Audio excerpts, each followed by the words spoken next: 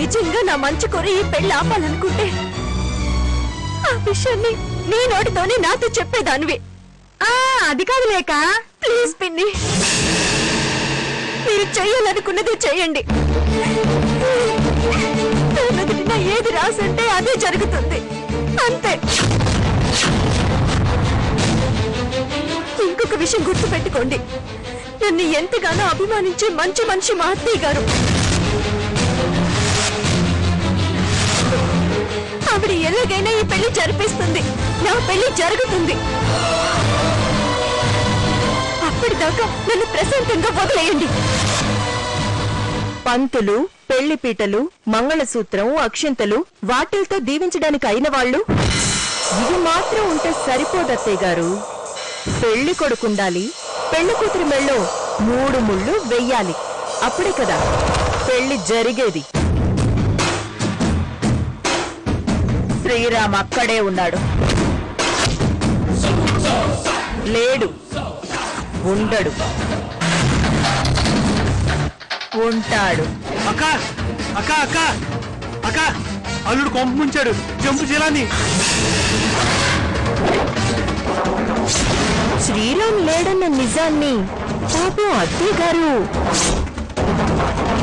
ఇంకా నమ్మలేకపోతున్నారు. కావాలంటే మీరు వెళ్ళి చూసిరండి అత్తయ్య. అందుకే నేను ముందే చెప్పాను, నేను వెనక వెళ్తా అని. నువ్వే ఇప్పుడు చూడు, అల్లుడు వెళ్ళిపోయాడు. ఊరికే వెళ్ళిపోయాడు అనుకో.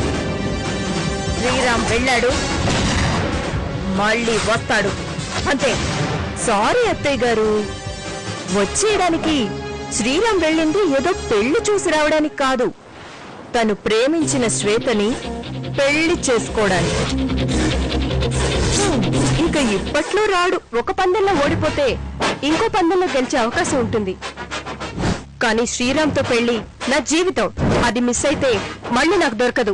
Thank God. ఆ విషయం నీకు గుర్తుంది కదా. నువ్వు ఏం చేస్తావో ఎలా చేస్తావో నాకు తెలీదు. శ్రీరామ్తో నీ పెళ్లి జరిగిపోవాలి, అంతే. అఫ్కోర్స్ ఆల్రెడీ నేను నీకిచ్చిన రామబాణం లాంటి అస్త్రం ఉంది కదా. ఉంది, దాన్ని పర్ఫెక్ట్ గా వాడతాను.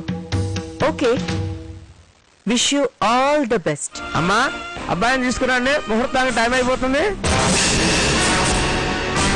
రేఖ వల్ల ఇదంతా జరుగుతుందని అమ్మా నాన్నలకు తెలిస్తే వీళ్ళు తట్టుకోలేరు. ఎలాంటి సమస్య వచ్చినా ధైర్యంగా ఎదుర్కొంటుంది. ఇక నుంచి నువ్వు కూడా రేఖలా ఉండాలి, సరేనా? లేదమ్మా, నేను రేఖలా ఉండలేను. నువ్వు దానిలా మారాల్సిన పని లేదమ్మా.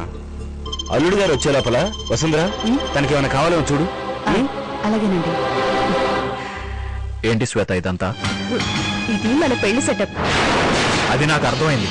చావు బతుకుల మధ్య ఉందని ఫోన్ చేయించి నన్ను ఇక్కడికి రప్పించింది ఎందుకు అని అడుగుతున్నాను. పెళ్లి జరగాలి అంటే పెళ్లి కొడుకు ఉండాలిగా. మరి ఆ పెళ్లి కొడుకేమో ఎక్కడో ఉన్నాడు. అతన్ని రప్పించడానికే నాకు సీరియస్ గా ఉంది అని ఫోన్ చేయించాను. నీకేమన్నా మతిపోయిందా?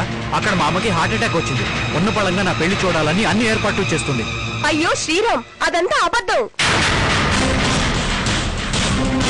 ఇల్లు వదిలి వెళ్లిపోయి నిన్ను వెనక్కి రప్పించడానికి, ఆ లేఖతో నీ పెళ్లి జరిపించడానికి మీ అమ్మ ఆడుతున్న నాటకం ఇది. నువ్వు ఇలా నమ్మవని నాకు తెలుసు శ్రీరామ్. ఒక్క నిమిషం ఉండు. నువ్వు అలా సైలెంట్ గా ఉంటే ఈ పెళ్లి ఆగిపోద్దాక. విను, శ్రీరామ్ శ్వేతను ప్రేమించుకున్న మాట నిజమే. వాళ్ళ ప్రేమ నచ్చని నేను లేఖని నా ఇంటి కోడలుగా చేసుకోవాలనుకున్నాను. అందుకే ఈ హార్ట్ అటాక్ నాటకం ఆడాను.